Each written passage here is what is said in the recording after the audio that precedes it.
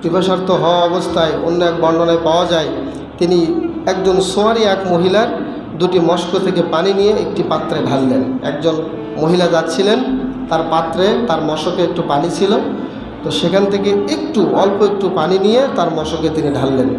অতঃপর এই অল্প একটু মশকের পানি থেকে বিশ্বনবীর সাথে থাকা 40 জন সাহাবী এবং 40 জন সাহাবীর যত পশু পাখি ছিল সবাই এই মশক থেকে পানি পান করেছিল। সুবহানাল্লাহ।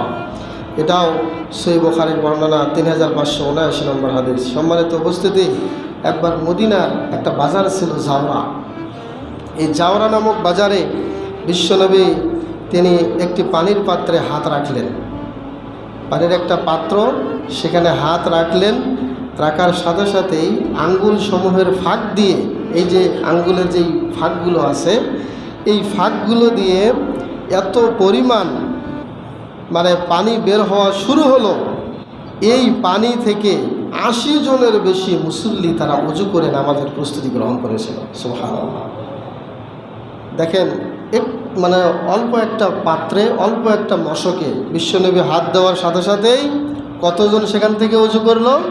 80 জন ব্যক্তির বেশি সেখান থেকে ওযু করলো। এটাও সহিহ বুখারীর 195 নম্বর হাদিস। সম্মানিত উপস্থিতি, এবার আরেকটি ঘটনা যেটা